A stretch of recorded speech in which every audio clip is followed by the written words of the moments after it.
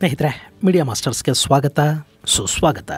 ಗೆಳೆಯರೆ, ಗಡಿ ಉದ್ವಿಗ್ನತೆಯ ಹಿನ್ನೆಲೆಯಲ್ಲಿ ಪ್ರಧಾನಿ ನರೇಂದ್ರ ಮೋದಿ ಅವರ ನಿವಾಸದಲ್ಲಿ ನಿರಂತರವಾಗಿ ಸಭೆಗಳು ನಡೀತಾ ಇವೆ. ಪ್ರಧಾನಿ ನರೇಂದ್ರ ಮೋದಿ ರಕ್ಷಣಾ ಸಚಿವ ರಾಜನಾಥ್ ಸಿಂಗ್ ಹಾಗೂ ಗೃಹ ಸಚಿವ ಅಮಿತ್ ಶಾ ಜೊತೆ ಪ್ರತ್ಯೇಕವಾಗಿ ವಿಶೇಷ ಸಭೆಯನ್ನು ನಡೆಸಿದ್ದಾರೆ. ಈ ಮಧ್ಯೆ ಅಲ್ಲಿ ಸೂಪರ್ ಕ್ಯಾಬಿನೆಟ್ ಸಭೆಯೊಂದು ನಡೆದಿದೆ. ಅದು ಒಂದಷ್ಟು ಅಚ್ಚರಿಗಳಿಗೆ ಕಾರಣ ಕೂಡ ಆಗ್ತಾ ಇದೆ.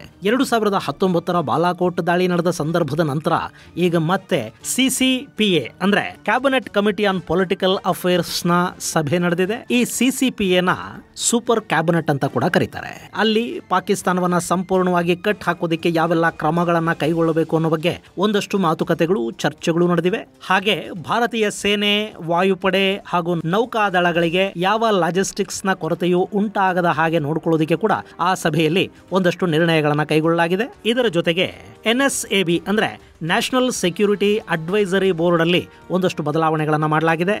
ಮಾಜಿ ಮುಖ್ಯಸ್ಥರನ್ನ ಈ NSAB ಅಂದ್ರೆ ನ್ಯಾಷನಲ್ ಸೆಕ್ಯೂರಿಟಿ ಅಡ್ವೈಸರಿ ಬೋರ್ಡ್ ನ ಹೊಸ ಅಧ್ಯಕ್ಷರನ್ನಾಗಿ ನೇಮಕ ಮಾಡಲಾಗಿದೆ. ಹಾಗಾದ್ರೆ ಸೂಪರ್ ಕ್ಯಾಬಿನೆಟ್ ಅಲ್ಲಿ ಯಾರಿದ್ದಾರೆ, CCPA ಅಂದ್ರೆ ಏನು, ಅದರ ಹೊಸ ಮುಖ್ಯಸ್ಥರು ಯಾರು ಅನ್ನೋ ಬಗ್ಗೆ ಒಂದಷ್ಟು ಮಾಹಿತಿಯನ್ನ ನಾವಿಲ್ಲಿ ನೋಡೋಣ.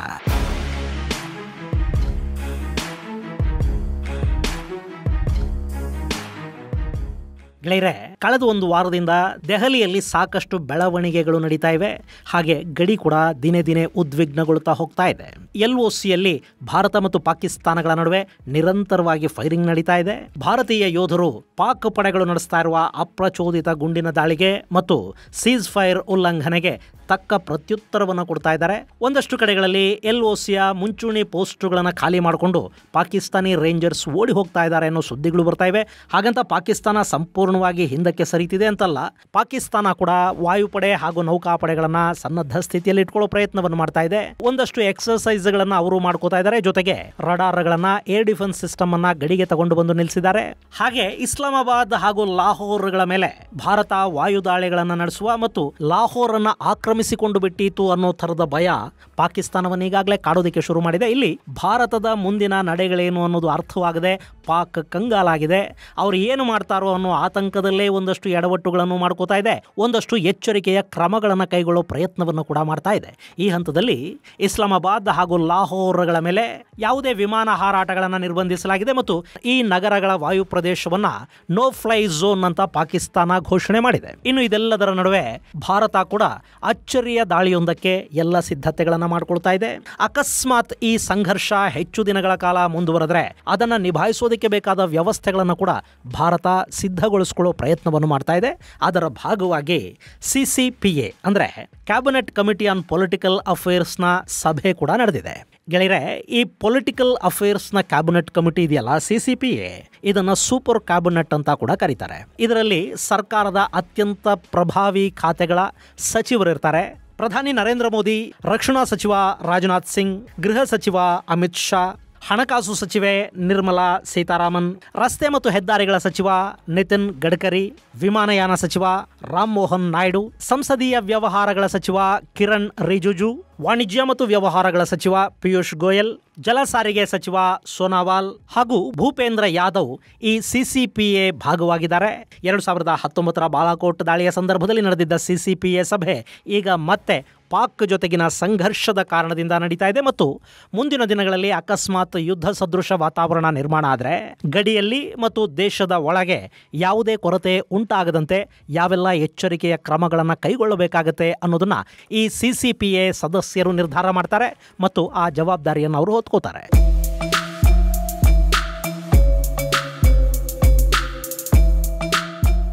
ಇನ್ನು ಇದರ ಜೊತೆಗೆ ಇನ್ನೊಂದು ಅತಿ ದೊಡ್ಡ ಬೆಳವಣಿಗೆ ನಡೆದಿದೆ.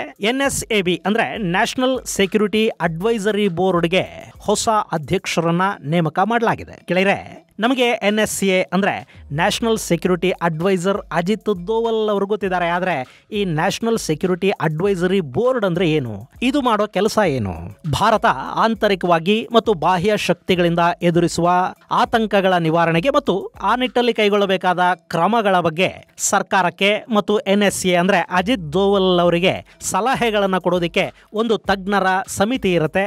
ಅದನ್ನ ನ್ಯಾಷನಲ್ ಸೆಕ್ಯೂರಿಟಿ ಅಡ್ವೈಸರಿ ಬೋರ್ಡ್ ಅಂತ ಕರೀತಾರೆ. ಇದು NSC ಅಂದರೆ ನ್ಯಾಷನಲ್ ಸೆಕ್ಯೂರಿಟಿ ಕೌನ್ಸಿಲ್ನ ಅಡಿಯಲ್ಲಿ ಕೆಲಸ ಮಾಡುತ್ತೆ. ಈ ನ್ಯಾಷನಲ್ ಸೆಕ್ಯೂರಿಟಿ ಕೌನ್ಸಿಲ್ಗೆ ದೇಶದ ಪ್ರಧಾನಿ ಅಧ್ಯಕ್ಷರಾಗಿರ್ತಾರೆ. ಈಗ ನರೇಂದ್ರ ಮೋದಿ ಈ NSCಗೆ ಅಧ್ಯಕ್ಷರಾಗಿದ್ದಾರೆ. ಇನ್ನು ಈ ನ್ಯಾಷನಲ್ ಸೆಕ್ಯೂರಿಟಿ ಅಡ್ವೈಸರಿ ಬೋರ್ಡ್ ಇದೆ ನೋಡಿ, ಇದರಲ್ಲಿ ಸೇನಾಪಡೆಗಳು, ಪೊಲೀಸ್ ಹಾಗೂ ರಾಜತಾಂತ್ರಿಕ ಇಲಾಖೆಗಳಿಗೆ ಸಂಬಂಧಪಟ್ಟ ಒಂದಷ್ಟು ಹಿರಿಯ ನಿವೃತ್ತ ಅಧಿಕಾರಿಗಳನ್ನ ಸದಸ್ಯರನ್ನಾಗಿ ಮಾಡಲಾಗುತ್ತೆ. ಇವರು ಅಜಿತ್ ದೋವಲ್ ಹಾಗೂ ಪ್ರಧಾನಿ ನರೇಂದ್ರ ಮೋದಿ ಅವರಿಗೆ ದೇಶದ ಭದ್ರತೆಗೆ ಸಂಬಂಧಪಟ್ಟಂತೆ ತೆಗೆದುಕೊಳ್ಳಬೇಕಾದ ಕ್ರಮಗಳು, ಯೋಜನೆಗಳ ಬಗ್ಗೆ ಕಾಲಕಾಲಕ್ಕೆ ಸಲಹೆಗಳನ್ನು ಕೊಡ್ತಾ ಹೋಗ್ತಾರೆ. ಈಗ ಈ NSABಗೆ ನಿವೃತ್ತ ರಿಸರ್ಚ್ ಅಂಡ್ ಅನಾಲಿಸಿಸ್ ವಿಂಗ್ನ ಮುಖ್ಯಸ್ಥರೊಬ್ಬರನ್ನ ಅಧ್ಯಕ್ಷರನ್ನಾಗಿ ನೇಮಕ ಮಾಡಲಾಗಿದೆ. ಅವರ ಹೆಸರು ಅಲೋಕ್ ಜೋಶಿ.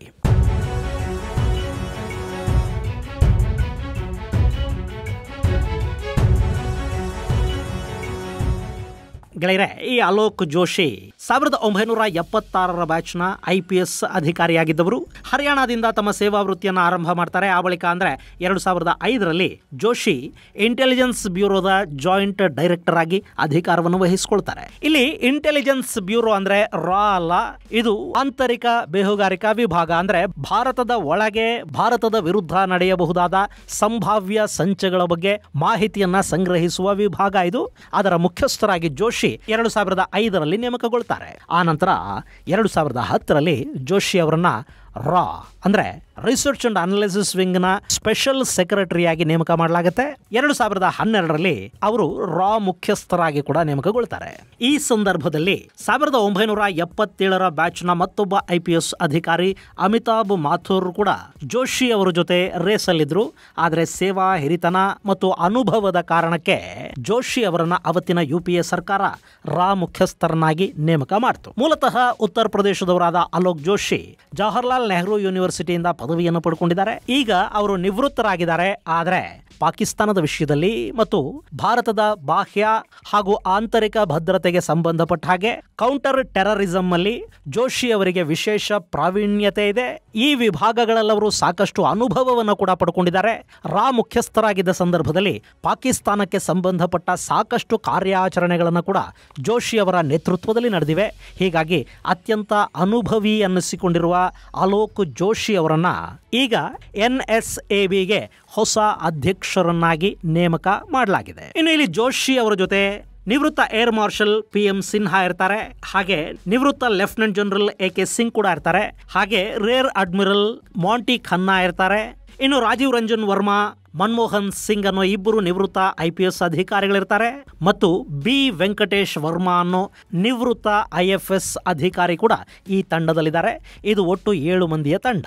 ಇನ್ನು ಈ NSAB ಹೈಬ್ರಿಡ್ ವಾರ್ ಅಂದ್ರೆ ಸೈಬರ್, ಡ್ರೋನ್ ಮುಂತಾದ ಹಾಗೆ ತಾಂತ್ರಿಕ ದಾಳಿಗಳು ಮತ್ತು ತಾಂತ್ರಿಕ ಅಪಾಯಗಳಿಗೆ ಸಂಬಂಧಪಟ್ಟ ಹಾಗೆ ಭಾರತದ ವಿರುದ್ಧ ಒಳಗೆ ಮತ್ತು ಹೊರಗೆ ನಡೆಯುವ ಪ್ರೊಪಗಂಡಾಗಳು, ಸೋಷಿಯಲ್ ಮೀಡಿಯಾ ಮತ್ತು ಇನ್ಫಾರ್ಮೇಷನ್ ವಾರ್ಗಳಿಗೆ ಸಂಬಂಧಪಟ್ಟ ಹಾಗೆ ಕ್ರಾಸ್ ಬಾರ್ಡರ್ ಟೆರರಿಸಂ ಬಗ್ಗೆ ಮತ್ತು ಭಾರತದ ಒಳಗಿನ ಭಯೋತ್ಪಾದಕರು ಮತ್ತು ಭಯೋತ್ಪಾದಕ ಸಂಘಟನೆಗಳನ್ನು ನಿಗ್ರಹಿಸುವ ಬಗ್ಗೆ, ಸರ್ವೆಲೆನ್ಸ್ ಬಗ್ಗೆ, ಇಂಟೆಲಿಜೆನ್ಸ್ ಬಗ್ಗೆ, ಮೆರಿಟೈಮ್ ಸೆಕ್ಯೂರಿಟಿಯ ಬಗ್ಗೆ, ಕಾಲಕಾಲಕ್ಕೆ ಸರ್ಕಾರ ತೆಗೆದುಕೊಳ್ಳಬೇಕಾದ ಕ್ರಮಗಳ ಬಗ್ಗೆ ಭಾರತದ ಸರ್ಕಾರಕ್ಕೆ ಅಂದ್ರೆ NSCಗೆ ಮತ್ತು NSA ಅಜಿತ್ ದೋವಾಲ್ ಅವರಿಗೆ ಸಲಹೆ ಸೂಚನೆಗಳನ್ನು ಕೊಡ್ತಾ ಹೋಗುತ್ತೆ. ಇವರು ಕೊಡೋ ಎಲ್ಲ ಸಲಹೆಗಳನ್ನು ತಗೊಳ್ಳೇಬೇಕು ಅಂತಿಲ್ಲ, ಆದರೆ ಅಗತ್ಯ ಸಲಹೆಗಳನ್ನು ಕಾಲಕಾಲಕ್ಕೆ ಕೊಡುವುದು ಈ ಕಮಿಟಿಯ ಕರ್ತವ್ಯ.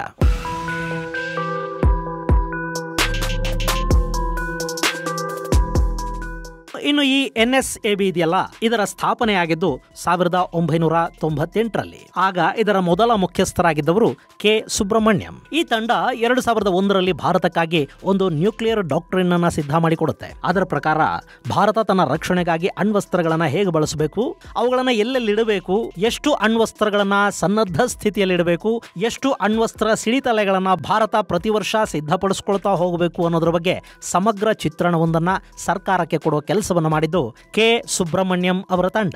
ಅವತ್ತು ಅವರು ಕೊಟ್ಟ ಸಲಹೆಗಳೇನಿವೆ ಅವುಗಳನ್ನ ಇವತ್ತಿಗೂ ಕೂಡ ಭಾರತ ಪಾಲಿಸಿಕೊಂಡು ಬರ್ತಾ ಇದೆ. ಮತ್ತು ನೋ ಫಸ್ಟ್ ಯೂಸ್ ಅನ್ನೋ ಶಪಥ ಇದೆ ನೋಡಿ, ಅದು ಕೂಡ ಇದೇ ನ್ಯೂಕ್ಲಿಯರ್ ಡಾಕ್ಟ್ರಿನ್ ನ ಭಾಗ ಆಗಿತ್ತು. ಈಗ ಅದರಲ್ಲೊಂದಷ್ಟು ಬದಲಾವಣೆಗಳನ್ನು ತರುವ ಮಾತನ್ನ ಭಾರತ ಆಡ್ತಾ ಇದೆ. ನೋ ಫಸ್ಟ್ ಯೂಸ್ ಅನ್ನೋ ಶಪಥದಿಂದ ಭಾರತ ಹಿಂದಕ್ಕೆ ಸರಿಯುವ ಮತ್ತು ಅಗತ್ಯವಿದ್ದರೆ ಅಣ್ವಸ್ತ್ರಗಳನ್ನು ಬಳಸೋದಕ್ಕೆ ಕೂಡ ನಾವು ಸಿದ್ಧ ಅನ್ನೋ ಸಂದೇಶವನ್ನು ಪಾಕಿಸ್ತಾನಕ್ಕೆ ಮತ್ತು ಜಗತ್ತಿಗೆ ಕೊಡೋ ಪ್ರಯತ್ನವನ್ನು ಭಾರತ ಈಗ ಮಾಡ್ತಾ ಇದೆ. ಕಾಲಕ್ಕೆ ತಕ್ಕಂತೆ ಕೆಲವು ಬದಲಾವಣೆಗಳಾಗ್ತಾ ಇರುತ್ತವೆ. ಅಂಥದ್ದೇ ಬದಲಾವಣೆ ಅಣ್ವಸ್ತ್ರಗಳ ವಿಷಯದಲ್ಲಿ ಈಗ ಆದರೆ ಅಚ್ಚರಿ ಪಡಬೇಕಿಲ್ಲ. ಈಗ ಹೊಸ ಅಧ್ಯಕ್ಷರ ನೇತೃತ್ವದಲ್ಲಿ NSABಯ ರಚನೆಯಾಗಿದೆ. ಇನ್ನು ಮುಂದೆ ಅವರು ಗಡಿಯ ಆಚೆಗಿನ ಮತ್ತು ಗಡಿಯ ಒಳಗಿನ ಸಮಸ್ಯೆಗಳ ಬಗ್ಗೆ ಸರ್ಕಾರಕ್ಕೆ ಸಲಹೆಗಳನ್ನು ಕೊಡ್ತಾ ಹೋಗ್ತಾರೆ ಮತ್ತು ಅವರ ಅಬ್ಸರ್ವೇಷನ್ಸ್ ಆಧಾರದ ಮೇಲೆ ಭಾರತ ಇನ್ನಷ್ಟು ಪರಿಣಾಮಕಾರಿಯಾಗಿ ಸಂದರ್ಭವನ್ನ ನಿಭಾಯಿಸುವ ಪ್ರಯತ್ನವನ್ನು ಮಾಡುತ್ತೆ. ಇದು ಗೆಳೆಯರೆ ಸೂಪರ್ ಕ್ಯಾಬಿನೆಟ್ ಸಭೆ ಮತ್ತು ನ್ಯಾಷನಲ್ ಸೆಕ್ಯೂರಿಟಿ ಅಡ್ವೈಸರಿ ಬೋರ್ಡ್ಗೆ ಹೊಸ ಸಮರ್ಥ ಅಧ್ಯಕ್ಷರ ನೇಮಕದ ಕುರಿತಾದ ಒಂದಷ್ಟು ಮಾಹಿತಿ. ಮುಂದಿನ ಸಂಚಿಕೆಯಲ್ಲಿ ಮತ್ತಷ್ಟು ವಿಶೇಷಗಳ ಜೊತೆ ಮತ್ತೆ ಭೇಟಿಯಾಗೋಣ. ಅಲ್ಲಿವರೆಗೆ ಜೈ ಹಿಂದ್, ಜೈ ಕರ್ನಾಟಕ.